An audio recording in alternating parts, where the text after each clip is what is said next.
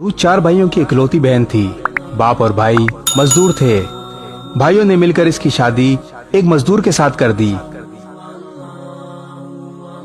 इस मजदूर की नीयत नेक थी। बीवी की सूरत में इसे हर किस्म की रहमत से माला माल कर दिया।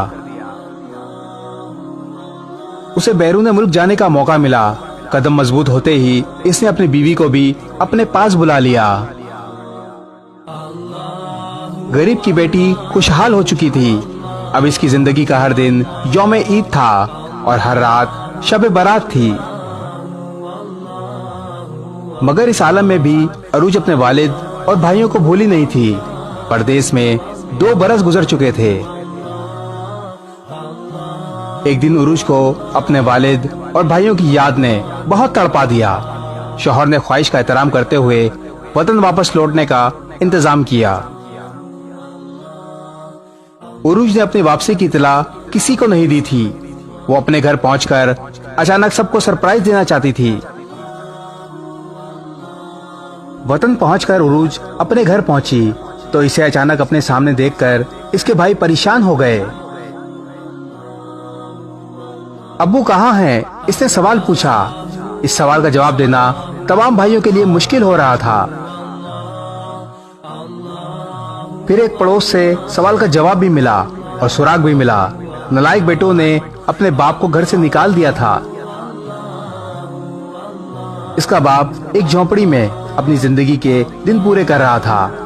अरूज पड़ोस के बताए हुए पते पर अपने बाप के पास पहुंची। इसका बाप मजबूत आसाब का मालिक था, मगर बेटी की एक बात सुनकर रो पड़ा। चले अब्बू, अब आप मेरे साथ रहेंगे।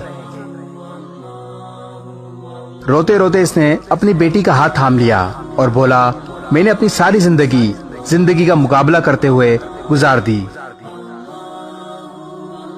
जिंदगी में बस 2 बार रोया हूँ। एक बार तब जब तुम पैदा हुई थी तो मैं शर्मिंदगी के एहसास से रोया था, और दूसरी बार आज जब तुमने मुझे सहारा देने की बात की है। बाप की बात सुनकर बेटी भी फूट फूट कर रोने लगी। एक बात पर यकीन कर लें, औरत सरापा रहमत है। माँ की सूरत में, बीवी की सूरत में, बहन की सूरत में और कभी बेटी की सूरत में।